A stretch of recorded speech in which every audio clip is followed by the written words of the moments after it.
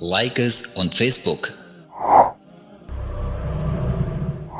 Contact us on WhatsApp. Subscribe our YouTube channel and watch our videos.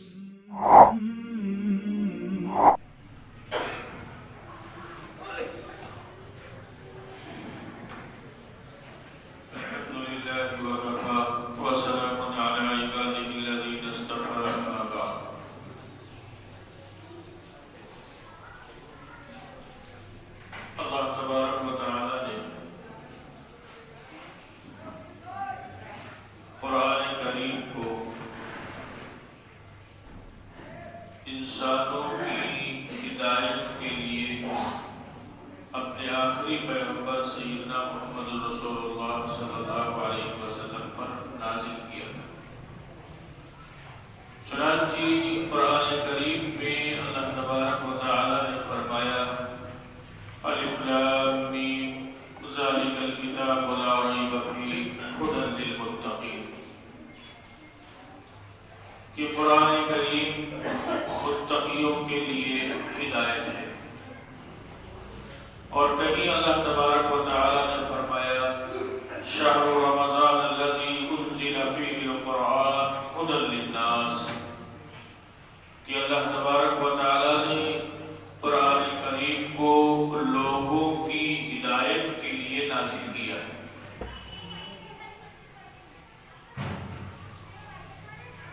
قرآن کریم سے فائدہ اسی وقت اٹھایا جا سکتا ہے جب قرآن کریم پر ایمان ہوگا، اور قرآن کریم کو ہم مانیں گے تو قرآن کریم سے ہم فائدہ اٹھا سکتے ہیں۔ لیکن قرآن کریم اللہ نے جو نازل فرمایا وہ کسی مخصوص علاقے کے لیے نازل نہیں کیا، اور نہ کسی مخصوص انسانوں کے لیے اللہ تبارک و تعالی نے نازل کیا، بلکہ جناب رسول اللہ صلی اللہ علیہ وسلم نے کوہ صفا پہاڑی پر جو سب سے پہلے انسانوں کو خطاب کیا تھا یا ایھا الناس، اے لوگوں، تو کوہ صفا کی اس پہاڑی پر جو انسانوں کو سب سے پہلے خطاب کیا تھا اللہ رب العالمین کے پیغمبر ہمارے آقا سیدنا محمد رسول اللہ صلی اللہ علیہ وسلم نے۔ قرآن کریم نے بھی اکثر جگہ وہ جو ہدایت کا معاملہ آیا تو ہدایت کو لوگوں سے کہہ کے مخاطب فرمایا ہے، تو قرآن کریم لوگوں کے لیے قیامت کی صبح تک انسانوں کی ہدایت کا سرچشمہ ہے۔ ایسا نہیں کہ قرآن کریم صرف عرب کے علاقے کے لیے نازل ہوا ہو، یہ قرآن کریم صرف اپنے ماننے والوں کو دعوت دے رہا ہو، یا صرف اپنے ماننے والوں کو جو قرآن کو مانتے ہیں صرف ان کے لیے نازل ہوا ہو، ایسا نہیں۔ قرآن کریم پوری دنیا کے لیے اللہ تبارک و تعالی نے نازل فرمایا ہے، اور قیامت تک کے لیے اللہ تبارک و تعالی نے قرآن کو باقی رکھا، اور اس کے جو مخاطب ہیں وہ انسان ہیں۔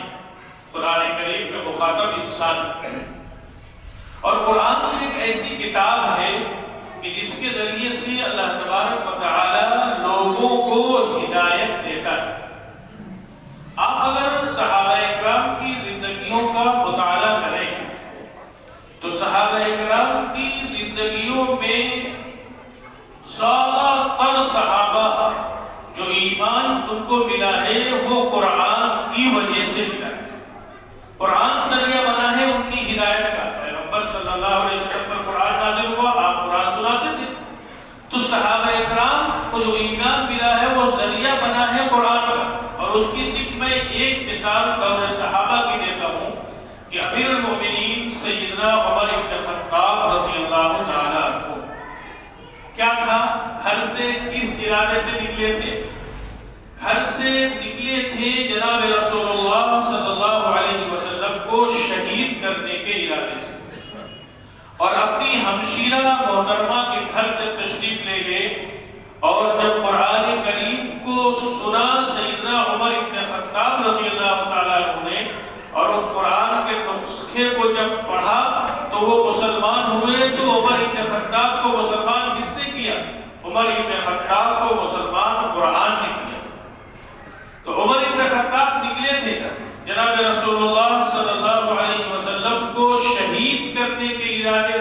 کے گھر سے، لیکن حبشیرہ کے گھر میں کلمہ پڑھا، اور جب رسول اللہ صلی اللہ علیہ وسلم کے در پر حاضر ہوئے ہیں تو مسلمان بن کر حاضر ہوئے ہیں، آقا کے غلام بن کر حاضر ہوئے ہیں۔ آپ صحابہ اکرام کی پوری زندگیوں کو اٹھا کر دیکھیں تو صحابہ اکرام کو جو ایمان ملا ہے وہ قرآن کریم سے ملا ہے۔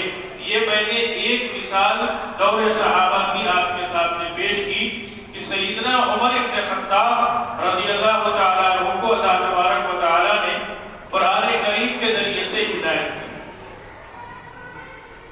دنیا کے اندر آپ مغربی ممالک کو دیکھ لیں، یورپین ممالک کو دیکھ لیں، اور اس کے بعد میں اس کا اگر آپ 20 سال کا سروے رپورٹ اگر آپ نکالیں تو وہ یورپین ممالک میں جو انگریز جنہوں نے اسلام سے جو متاثر ہوئے اور جو دامن اسلام سے وابستہ ہوئے ہیں تو انہیں کہیں نہ کہیں بالواسطہ یا بلا واسطہ قرآن ان کی ہدایت کا ذریعہ بنا۔ اس میں میں ایک دو واقعات آپ کو مغربی ممالک کے ان لوگوں کے حوالے سے جنہوں نے اسلام کو قبول کیا ان کے حوالے سے ایک دو واقعات میں سنانا چاہتا ہوں۔ ایک شخص ہے لندن میں جن کا نام یحییٰ بٹ ہے، ان کے والد تھے جان بٹ جو BBC لندن میں جنرل ڈائریکٹر تھے، اور یہ یحییٰ بٹ اس نے اسلام کو قبول کیا۔ اسلام فارم ایک لندن میں فارم ہے جس کے ذریعے سے تمام لوگ کام کرتے ہیں، تو وہاں ایک جو ہے عنوان تھا کہ مغربی ممالک میں جو لوگ اسلام کو قبول کرتے ہیں تو ان کے اوپر کیا درپیش مسائل آتے ہیں اور اس کا حل کیا ہے۔ تو اس سلسلے میں اگر آپ یحییٰ بٹ کو پڑھیں گے تو یہ نوجوان اس علاقے میں جو لوگ اسلام کو مغربی ممالک میں قبول کرتے ہیں اور ان پر جو حالات آتے ہیں تو ان حالات میں یہ شخص بڑا کام کر رہا ہے کہ ان حالات سے نمٹا کیسے جائے۔ یحییٰ بٹ بھی کوئی مسلمان نہیں تھا، انگریز تھا، لیکن ان کو جو ہدایت ملی اور جو اسلام کی روشنی ملی وہ قرآن کریم سے براہ راست ان کو ہدایت ملی، قرآن کریم کے ذریعے سے یحییٰ بٹ۔ اور پھر انہوں نے بہت بڑا کام وہاں پر کیا ان ممالک میں کہ جو لوگ اسلام سے متاثر ہوتے تھے، اسلام کو قبول کرتے تھے اور ان پر اگر حالات آتے تھے تو ان حالات سے اس کو وہ حل کرنے کی کوشش کرتے تھے یحییٰ بٹ۔ ایک نام اور ہے کہ دو مسلم خاتون ہیں، امریکن ڈاکٹر ایم ہرمنسن، یہ ایک لیڈی خاتون ہے، ان کا اصل نام تھا ماریا ہرمنسن، اور شکاگو یونیورسٹی میں یہ لیکچرار تھی، ابھی بھی زندہ ہے، اور ان کی ایک ویب سائٹ ہے، وہ بھی ویب سائٹ پر ابھی بھی ان کو دیکھا جا سکتا ہے کہ ان کے کام کیا ہے۔ انہوں نے اپنا جو ہے وہ جب مسلمان ہوئی تو مسلمان ہونے کے بعد میں جب جو ہے اپنا نام چینج کیا بدلا تو انہوں نے اپنا نام رکھا مجاہدہ، ماریا ہرمنسن نام تھا، اور انہوں نے اپنا نام رکھا مجاہدہ۔ یہ مغربی ممالک میں مجاہدہ ہرمنسن کے نام سے یہ کام کر رہے ہیں۔ ان کا ایک اپنا تجزیہ ہے، ایک شاہ ولی اللہ رحمۃ اللہ علیہ، جن کے ذریعے سے اس ملک میں علم حدیث آیا تھا۔ انہوں نے ایک کتاب لکھی تھی عربی میں، حجت اللہ البالغہ۔ تو ان کا مجاہدہ ہرمنسن کا کہنا یہ ہے کہ اگر مغربی ممالک میں آپ کو اسلام کو پیش کرنا ہے تو آپ کو آپ کے زبان کا انداز وہی ہونا چاہیے جو انداز شاہ ولی اللہ کا تھا۔ حجت اللہ البالغہ کا عربی سے اردو ترجمہ کرنا مشکل ہے، بہت اہم کتاب اسلام پر، بہت زبردست، لیکن انہوں نے اس کتاب کا انگلش ترجمہ کیا۔ حجت اللہ بالغہ کا انگلش ترجمہ کیا ہے، اور زبان کے ماہرین کا یہ کہنا ہے کہ وہ ترجمہ بالکل فٹ ہے۔ تو گویا یہ دیکھا جائے کہ مغربی ممالک میں یہ مجاہدہ، یہ ترجمان ہیں اسلام کی اور شاہ ولی اللہ رحمۃ اللہ علیہ کے علوم کی یہ ترجمان ہیں۔ اور فرماتے ہیں کہ مغرب آپ کی بات سنے گا ہی نہیں جب تک آپ شاہ ولی اللہ کے انداز میں اس سے گفتگو نہیں کریں گے، وہ اسلوب اختیار نہیں کریں گے۔ انہوں نے اپنے اسلام لانے کا واقعہ بتایا کہ ہمیں اسلام کیسے ملا، ہم مسلمان کیسے ہوئے، ہم نے اسلام کو کیسے قبول کیا۔ وہ کہتی ہے کہ میں شکاگو یونیورسٹی میں بیٹھی ہوئی تھی اور ریڈیو پہ کچھ سن رہی تھی، تو اس کی سوئی کو میں آگے بڑھا رہی تھی اور ایک جگہ سوئی رکی تو کچھ آواز آئی۔ وہ آواز جو ہے، آواز نے مجھے متاثر کیا، اس آواز نے مجھے متاثر کیا تو میں اس کو سننے لگی۔ تو کہتی ہے جب میں سننے لگی تو مجھے ایسا لگا کہ جیسے مجھے میری کھوئی ہوئی کوئی چیز مل رہی اور دل کو بڑا سکون محسوس ہوا۔ تو میں نے کچھ لوگوں سے کہا کہ بھائی یہ کیا ہے، میں اس لینگویج اس زبان کو بھی نہیں جانتی لیکن یہ کیا ہے؟ تو لوگوں نے کہا کہ یہ قرآن ہے، یہ قرآن ہے۔ تو انہوں نے کہا کہ اس پر ہمیں اسٹڈی کرنا چاہیے، مطالعہ کرنا چاہیے، قرآن کو پڑھنا چاہیے۔ تو کہتی میں بازار گئی اور بازار جانے کے بعد میں بہت سے ترجمے لے کر آئی اور ان ترجموں کو میں پڑھتی رہی، لیکن میں نے کہا نہ، اصل قرآن پر آنا چاہیے۔ لیکن جب اللہ تعالیٰ کسی کو ہدایت دینا چاہتا ہے تو ویسے ہی اللہ تعالیٰ اسباب بناتا ہے۔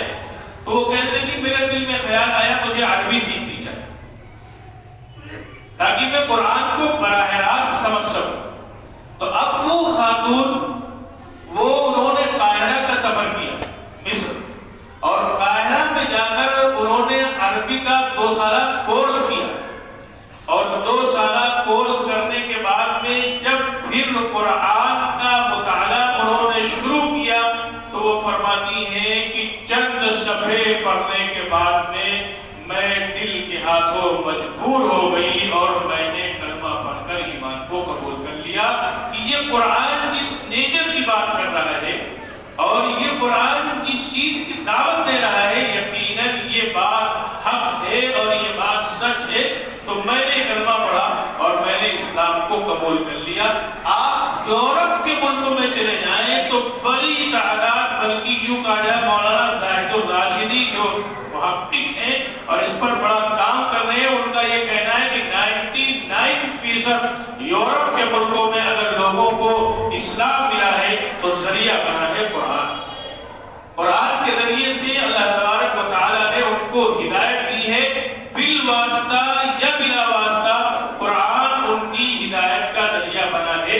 اور میرے دوستو، قرآن کو اللہ تبارک و تعالیٰ نے نازل ہی اسی لیے کیا تھا کہ قرآن کو اللہ نے فرمایا کہ ہدی للناس، ہم نے انسانوں کی ہدایت کے لیے قرآن کو نازل فرمایا تھا۔ ایک صاحب کا تذکرہ میں اور کروں، مورس عبداللہ، یہ بھی لندن کے رہنے والے تھے۔ مورس عبداللہ، ان کا پہلا اصل نام تھا مورس، لیکن جب انہوں نے اسلام کو قبول کیا تو اپنے نام کے ساتھ اصل نام عبداللہ رکھا، لیکن مورس کا لفظ بڑھا دیا۔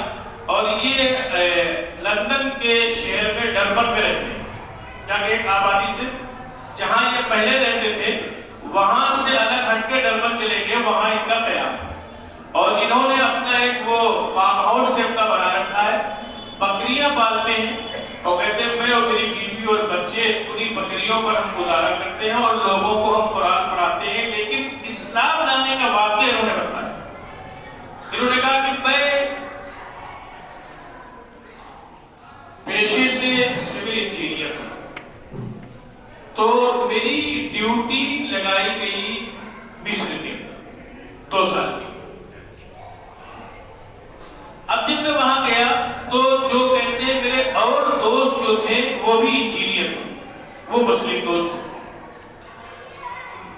تو یہ مورس عبداللہ کہتے ہیں کہ میں ان کا بڑا مذاق اڑایا کرتا تھا کہ تم لوگ ابھی نالی کی صفائی میں پڑے ہوئے ہو اور روڈوں کی صفائی میں پڑے ہوئے ہو، اور ہم لوگ کو آسمان میں پہنچ گئے، چاند و سورج میں پہنچ گئے، اور تم لوگ ابھی کہاں پڑے ہو؟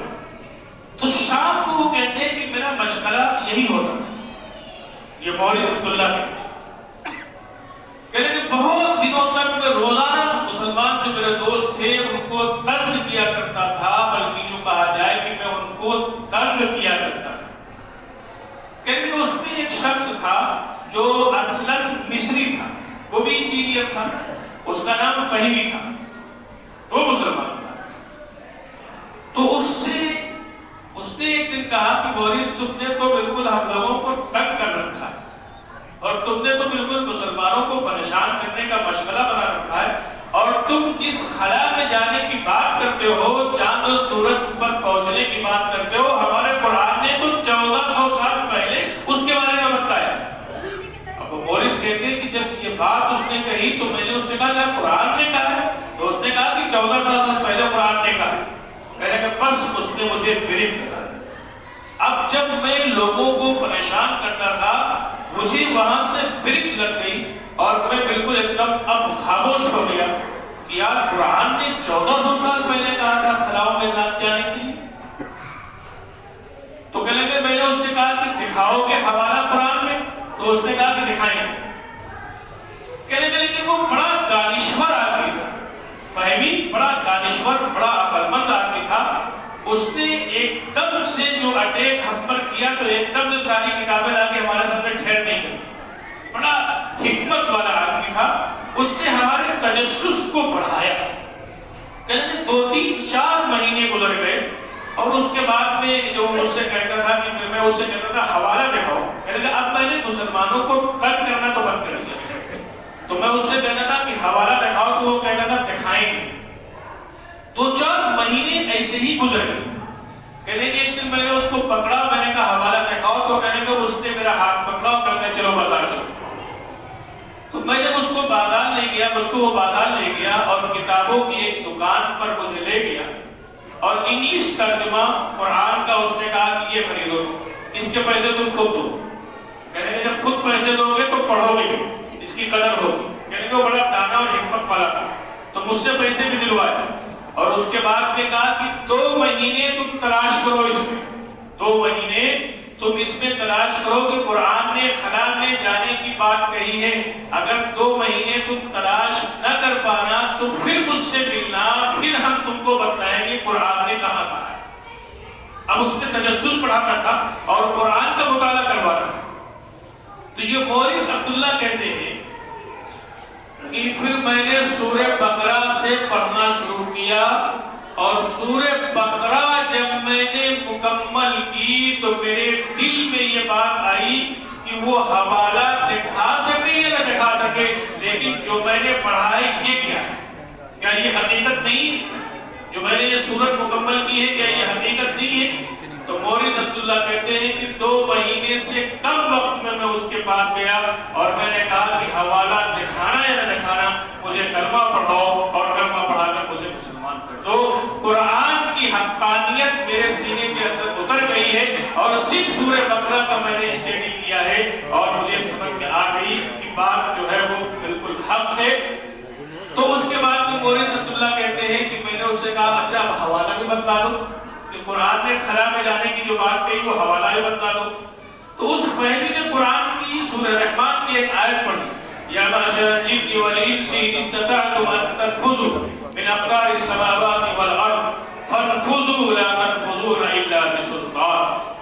کہ اے انسانوں اور جناتوں کی گروہ، تم چاہے جس مدائر سے نکل جاؤ اور چاہے جس خلا میں چلے جاؤ، اگر وہاں جاؤ گے تو رب کی سلطنت ہی کو پاؤ گے. وہاں جاؤ گے جس مدار میں بھی چلے جاؤ تو وہاں جانے کے بعد میں تم کو رب کی سلطنت ہی ملے گی. تو عبداللہ مورث کہتے ہیں کہ مجھے اس قرآن کی اس آیت نے تو اور متاثر کیا، لیکن چونکہ سورہ بقرہ مکمل کرنے کے بعد میں قرآن کی حقانیت ہمارے دل کے اتر چکی تھی اور میں اسلام کے بالکل قریب آ چکا تھا، مطلب اسلام کو قبول کر لیا. لیکن ہمارے معاشرے کی جو منظر کشی، اس منظر کشی سے عبداللہ نے کہا کہ جب میں واپس قاہرہ سے اپنے ملک گیا اور جانے کے بعد میں جمعے کے دن میں نے اپنی مسجد میں اپنے ایمان لانے کا اعلان کیا کہ میں فلاں جگہ مسلمان ہو چکا ہوں اور میری بیوی بھی مسلمان ہو چکی ہے اور ہم لوگوں نے جمعہ کی نماز پڑھی. اس کے بعد جو مسلمانوں کا عربیہ تھا اور جو مسلمانوں کا رد عمل تھا، عبداللہ مورث لکھتے ہیں کہ اگر مجھے قرآن نے براہ راست مسلمان نہ کیا ہوتا تو شاید میں اسلام پر باقی نہ رہتا، میں لوٹ جاتا اسلام سے. وجہ کیا بتائی انہوں نے وجہ یہ بتائی کہ میں نے جمعے میں ایک مسجد میں اعلان کیا اور اس کے بعد میں شام ہوئی تو دوسری مسجد کے لوگ چلے آئے کہ تم نے اس مسجد میں اعلان کیوں کیا، ہماری مسجد سے اعلان کیوں نہیں کیا. کہنے لگے صبح ہوئی تو صبح تیسری مسجد سے لوگ چلے آئے کہ تم نے اس مسجد سے اعلان کیوں کیا، ہماری مسجد سے اپنے مسلمان ہونے کا اعلان کیوں نہیں کیا. یہ عالمیہ ہے ہمارے معاشرے کے اندر، ہے کہ نہیں؟ یہ مسجدوں کو تقسیم کیا ہے کہ ہم نے نہیں کیا؟ تو عبداللہ مورث کہتے ہیں کہ اگر مجھے قرآن نے مسلمان نہ کیا ہوتا تو شاید میں اسلام سے پھر چکا ہوتا. اتنا خراب رول اور کردار مسلمانوں نے ادا کیا صرف کریڈٹ لینے کے لیے کہ ہماری مسجد سے یہ اعلان ہو جائے. پھر وہ کہتے ہیں کہ مجھے وہ حدیث یاد آئی جناب رسول اللہ صلی اللہ علیہ وسلم کی، مورث عبداللہ جنہوں نے ابھی اسلام قبول کیا، چند مہینے ہوئے لیکن قرآن پر اور حدیث پر ریسرچ اور پیغمبر صلی اللہ علیہ وسلم کی تعلیمات کا گہرا مطالعہ اور اسلام کے مطابق زندگی گزارنے کا عزم. وہ کہتے ہیں کہ وہ حدیث میرے سامنے آئی کہ جناب رسول اللہ صلی اللہ علیہ وسلم نے ارشاد فرمایا کہ ایک وقت آئے گا جب آبادیوں میں تمہارے لیے ایمان بچانا مشکل ہو جائے گا. صحیح حدیث کی روایت بھی ہے کہ جب آبادیوں میں تمہارے لیے ایمان کا بچانا مشکل ہو جائے گا تو آقا نے فرمایا کہ ایسے وقت میں جنگلوں میں چلے جانا اور بکریوں کو پالنا، اسی کے دودھ پر گزارا کر لینا، لیکن اپنے ایمان کی حفاظت کرنا.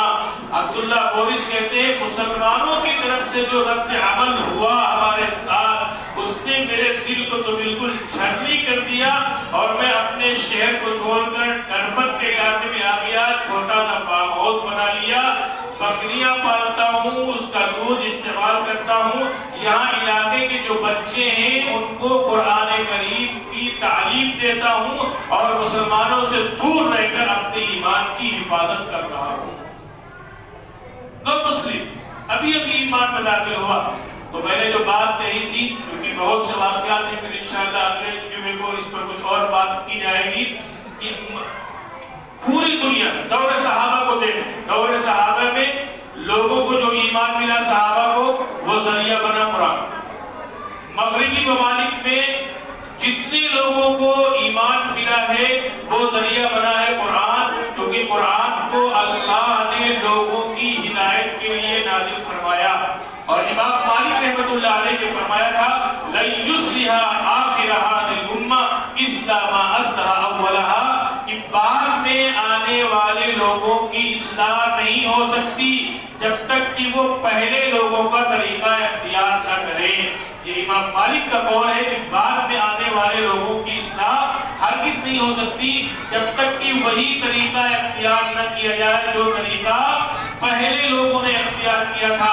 اور جناب رسول اللہ صلی اللہ علیہ وسلم نے لوگوں کو اسلام سے قریب کرنے کے لیے کیا طریقہ اختیار کیا تھا؟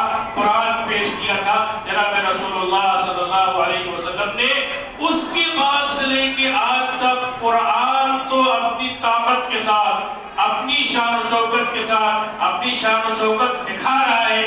لوگ قرآن کو پڑھ کر، قرآن کو سمجھ کر اور قرآن کا مطالعہ کر کر لاکھوں اور ہزاروں کی تعداد میں لوگ ایمان کو قبول کر رہے ہیں.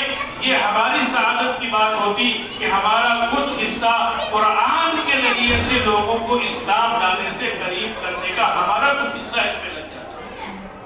سارا کچھ پڑھا جا رہا ہے، ساری محنتیں ہو رہی، بالکل ٹنگے کی چوٹ پہ یہ بات کہی جا سکتی قرآن کے علاوہ ہدایت نہیں مل سکتی. لَن يُصْلِحَ آخِرَ هَذِهِ الْأُمَّةِ إِلَّا مَا أَصْلَحَ أَوَّلَهَا، کیونکہ قرآن نے پہلے بھی لوگوں کو ہدایت دی تھی، قرآن کے ذریعے سے اللہ نے ہدایت دی تھی، قرآن ہدایت کا ذریعہ بنا تھا، آج بھی قرآن ہدایت کا ذریعہ بنے گا، کل بھی قرآن ہدایت کا ذریعہ بن سکتا ہے، بنے گا۔ لیکن اگر ہمارے اندر قرآن کے پڑھنے کے اور قرآن کے مطالعے کی جستجو ہوگی، اور اس میں گھنٹوں نہیں لگتے، اس میں گھنٹے کو ہم نے گھنٹے تو متعین کر لیے کہ اتنے گھنٹے کام یہ کیے جائیں گے، یہ کام کیے جائیں گے، لیکن جو اصل ہدایت کی چیز تھی قرآن، ہم نے اس کو پیچھے چھوڑ دیا۔ اور یہ بات ہمارے معاشرے کی سچائی ہے کہ قرآن کو ہم نے، مسلمانوں نے اس کو پیچھے چھوڑ دیا۔ اور دیکھو اللہ آج بھی قرآن کے ذریعے سے لوگوں کو اسلام دے رہا ہے، قرآن کے ذریعے سے آج بھی اللہ لوگوں کو ہدایت دے رہا ہے، قرآن کے ذریعے سے اللہ تعالیٰ آج بھی لوگوں کو قریب کر رہا ہے۔ اس لیے بار بار یہ بات کہی جاتی ہے کہ قرآن کریم سے اپنا تعلق مضبوط کریں، قرآن اچھا پڑھنے کی کوشش کریں، تجوید کے ساتھ پڑھنے کی کوشش کریں، اور قرآن کو معتبر علماء کی تفسیر اور ترجمے سے پڑھنے کی کوشش کریں، تاکہ یہ تو ہمیں معلوم ہو سکے قرآن میں ہم کو ساری کتابوں کے پڑھنے کے لیے وقت، ساری کتابوں میں اپنی صلاحیت لگائی جا رہی جس سے ہدایت ملے، کوئی گارنٹی نہیں۔ آپ دنیا کی کوئی کتاب کتنی بھی پڑھ رہے ہیں، ہدایت کی کوئی گارنٹی نہیں، لیکن قرآن کے بارے میں اللہ نے فرمایا ہدی للناس، ہم نے قرآن کو انسانوں کی ہدایت کے لیے اتارا ہے۔ تو یہ بھولا ہوا جو سبق تھا، جو ہم قرآن سے دور ہو گئے، ایک دو واقعات اور ہیں کہ جو نون مسلم یورپ ملکوں کے جن لوگوں نے اسلام کو قبول کیا تھا تو قرآن ان کا ذریعہ بنا تھا۔ انشاءاللہ اگر زندگی رہی تو اگلے ہفتے اس پر ایک دو واقعے اور سنائیں گے۔ اللہ ہمیں عمل